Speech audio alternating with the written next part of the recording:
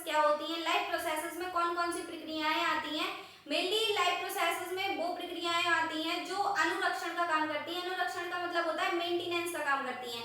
अब जैसे कि कोई भी अप्लायंसेस ले लीजिए या फिर कोई भी मशीन होगी, तो उसे बैकअप की जरूरत या फिर उसे देख रेख की जरूरत और उसके मेंटेनेंस की जरूरत होती ही है। वैसे ही बॉडी को भी मेंटेनेंस की जरूरत होती है। पुरानी सेल्स झड़ती हैं, टूटती हैं और नई सेल्स बनती हैं, मसल्स बनती हैं, प्रोटीन्स बनते हैं, तो उसके लिए पोषण की जरूरत होती है, ट्रांसपोर्टेशन की जरूरत होती है, एक्सक्रीशन की जरूरत होती है। तो ये सारी प्रोसेसेस सम्मिलित रूप से कहलाती हैं जैविक प्रक्रियाएं, लाइफ प्रोसेसेस, जिसमें से आज हम एक लाइफ प्रोसेसेस के बारे में पढ़ने वाले हैं जो कि है पोषण। तो आज हम देखेंगे कि पोषण क्या होता है, कितने टाइप का होता है, कौन सा ऑर्गेनिज्म कौन सा मोड ऑफ न्यूट्रिशन यूज करता है। तो बात करते हैं पोषण की यानी कि न्यूट्रिशन की, और हम ये भी देखेंगे आज की न्यूट्रिशन और न्यूट्रिएंट्स इन दोनों शब्दों में क्या डिफरेंस होता है। तो पोषण पहला क्या होगा, स्वपोषी, जो अपना खाना खुद बनाते हैं।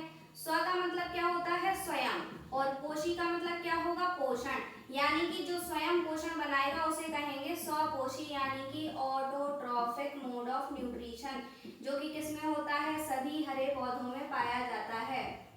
सभी हरे पौधे जो कि कैसे होते हैं, ऑटोट्रॉफिक। दूसरा क्या होगा, परपोषी। परपोषी बोलेंगे या फिर इसको विषमपोषी बोलेंगे। विषमपोषी मतलब क्या होगा, हेटेरोट्रॉफिक मोड ऑफ न्यूट्रिशन होता है।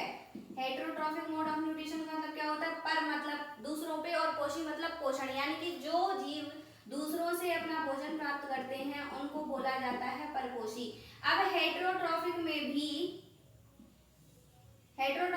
सब टाइप्स होते हैं। इसमें देखेंगे कौन कौन से टाइप होते हैं। पहला होगा सेप्रोफाइटिक। सेप्रोफाइटिक का मतलब होता है मृतोपजीवी। नाम से ही क्लियर है, मृतोपजीवी का मतलब जो मृत जीवों से अपना पोषण प्राप्त करेगा। दूसरा क्या है, पैरासाइटिक। पैरासाइटिक का मतलब होता है परजीवी, जो दूसरे जीवों पे जिंदा रहते हैं उन्हें कहते हैं parasitic. Third one is holozoic mode of nutrition, जो कि एनिमल्स में होता है। इसको बोला जाता है जंतु संपोषी।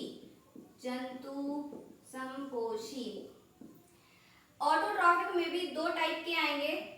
इसमें दो टाइप के कैसे होते हैं, एक तो होगा फोटो ऑटोट्रॉफिक, यानी कि प्रकाश संश्लेषी जीव, प्रकाश संश्लेषी, और दूसरा होता है केमी ऑटोट्रॉफिक। केमी ऑटोट्रॉफिक।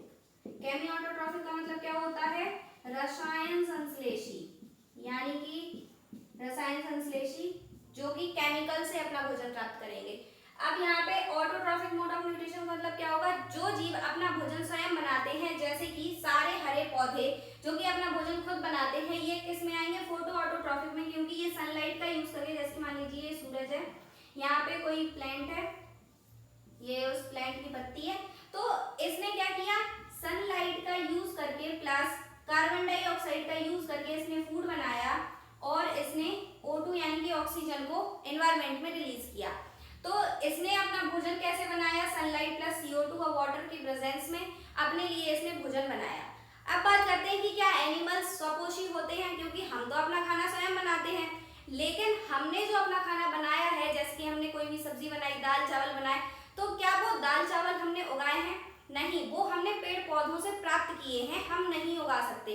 तो हम कैसे कहलाएंगे, हम होते हैं होलोजोइक, यानी कि heterotrophic mode of nutrition use करते हैं, जिसमें भी तीन टाइप के न्यूट्रिशन आए, मोड ऑफ न्यूट्रिशन, उसमें से भी हम किस टाइप के हैं, क्या हम मृतोपजीवी हैं, क्या हम परजीवी हैं, क्या हम जंतु संपोषी हैं। तो आइए देखते हैं, पहले प्रकाश संश्लेषी में क्या आ जाएंगे। इसमें क्या बैक्टीरिया आएगा प्रकाश संश्लेषी में, बिल्कुल आएगा। कुछ साइनोबैक्टीरिया होते हैं, ब्लू ग्रीन एल्गी जिसको कहते हैं, तो वो साइनोबैक्टीरिया फोटो ऑटोट्रॉफिक होते हैं, जैसे कि ब्लू ग्रीन एल्गी, नीले हरे शैवाल।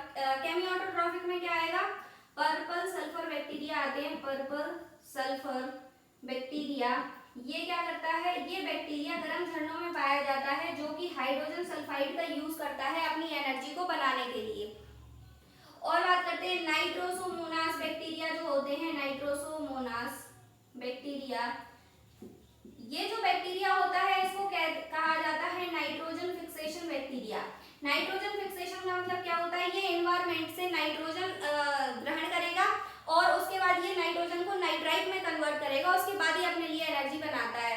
तो नाइट्रोसोमोनास बैक्टीरिया जो होता है वो कीमो ऑटोट्रॉफिक होता है क्योंकि ये केमिकल्स का यूज करता है अपनी एनर्जी को बनाने के लिए। उसके बाद बात करते हैं सैप्रोफाइटिक, जो कि होता है मृतोपजीवी पौधों, मृतोपजीवी यानी कि सड़ी गली चीजों से अपना भोजन प्राप्त करते हैं, सड़े गले पदार्थों से अपना भोजन प्राप्त करते हैं।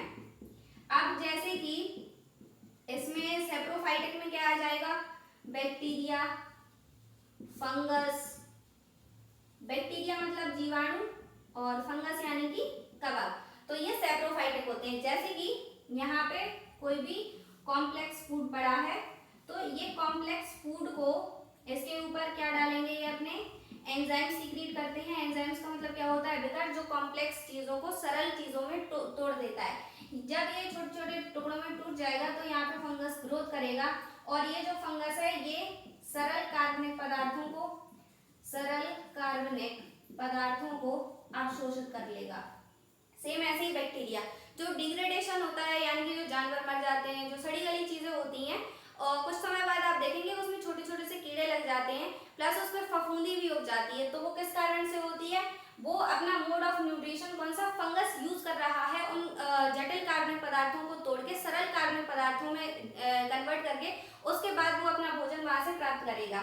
ये वैसा ही है जैसे कि मान लीजिए कि मैं कोई फंगस हूँ और मेरे सामने ये खाना है, तो मेरे अंदर जितना भी एंजाइम होगा उस जटिल कार्बनिक पदार्थ को तोड़ने के लिए मैं इसके ऊपर डाल दूं, फिर ये डिग्रेड होगा यानी कि सरल कार्बनिक पदार्थ में टूट जाएगा, उसके बाद मैं इसको ग्रहण करूंगी। नेक्स्ट बात करते हैं पैरासाइटिक। पैरासाइटिक में क्या आएगा, लीच हो गया, लीच यानी कि जोंक जो कि ब्लड सक करती है। उसके बाद लाइस यानी कि जुएं जो कि सर से खून चूसते हैं। उसके बाद मच्छर, मच्छर इज अ पैरासाइटिक एनिमल जो कि अपना खाना खुद नहीं बना सकता है, ये हमारे ऊपर जिंदा रहता है यानी कि जानवरों पे भी उनका भी खून पीता है ये। तो आगे बात करते हैं होलोजोइक मोड ऑफ न्यूट्रिशन यानी कि जंतु संपोषी। तो जंतु संपोषी क्या होते हैं, इसमें आएंगे जानवर, इसमें जानवर तो आते ही हैं, इसमें अमीबा भी आएगा। जानवर में होलोजोइक मोड ऑफ न्यूट्रिशन का मतलब होता है कि हम खाना अब बाहर से ले रहे हैं, चबा रहे हैं, उसको डाइजेस्ट कर रहे हैं, एक्सक्रीशन भी कर रहे हैं, तो ये सारी प्रोसेसेस जो होती हैं ये आती हैं होलोजोइक मोड ऑफ न्यूट्रिशन में। यानी कि हम खाना तोड़ेंगे, उसको चबाएंगे, उसके बाद उसको डाइजेस्ट करेंगे, एब्जॉर्ब करेंगे, ये सारी प्रोसेसेस जिसमें होती हैं उसको बोला जाता है होलोजोइक मोड ऑफ न्यूट्रिशन। अब बात करते हैं, ये तो न्यूट्रिशन की बात हो गई। अब न्यूट्रिएंट्स क्या होते हैं, तो न्यूट्रिएंट्स भी दो टाइप के होते हैं। आई होप आप लोगों को इतना समझ में आया हो कि पोषण यानी कि न्यूट्रिशन कितने टाइप के होते हैं, कौन से जीव कौन सा मोड ऑफ न्यूट्रिशन यूज करेंगे। अब बात करते हैं न्यूट्रिएंट्स की कि न्यूट्रिएंट्स क्या होते हैं, ये है पोषण और ये है पोषक। अब न्यूट्रिएंट्स भी दो टाइप के होते हैं, ऑर्गेनिक और इनऑर्गेनिक। ऑर्गेनिक का मतलब होता है कार्बनिक और इनऑर्गेनिक का मतलब होता है अकार्बनिक। नाम से ही क्लियर है, कार्बनिक मींस इसमें कार्बन होगा, अकार्बनिक जिसके नाम के आगे आ लग जाए पिछली वाली चीज एब्सेंट हो जाती है, तो इसके आगे आ लग गया तो कार्बन एब्सेंट हो गया यानी कि इसमें कार्बन नहीं होता है। तो इसके एग्जांपल क्या हैं, जैसे कि सोडियम हो गया, क्लोरीन हो गया, पोटेशियम हो गया, कैल्शियम हो गया, जितने भी आयंस है, तो जितने भी खनिज हैं वो सारे क्या होते हैं, इनऑर्गेनिक एलिमेंट्स हैं। और कार्बनिक में क्या क्या आएगा, कार्बनिक में जैसे कि कार्बोहाइड्रेट हो गया, कार्ब्स सारे, उसके बाद प्रोटीन हो गया, लिपिड हो गया, लिपिड यानी कि वसा। तो ये सारे जो न्यूट्रिएंट्स होते हैं, कार्बोहाइड्रेट, प्रोटीन, फैट, ये सारे न्यूट्रिएंट्स होते हैं ऑर्गेनिक यानी कि कार्बनिक न्यूट्रिएंट यानी कि कार्बनिक पोषक पदार्थ। तो आई होप आप लोगों को आज का लेक्चर समझ में आया हो। और इसके बाद हम पढ़ने वाले हैं कि प्लांट्स में कौन सा न्यूट्रिशन होता है, उसमें फोटोसिंथेसिस के बारे में पढ़ेंगे जो कि बहुत ही कॉम्प्लेक्स टॉपिक है, उसको हम सरल भाषा में पढ़ने की कोशिश करेंगे। और आई होप कि आप लोगों को समझ में आए। Thanks for watching.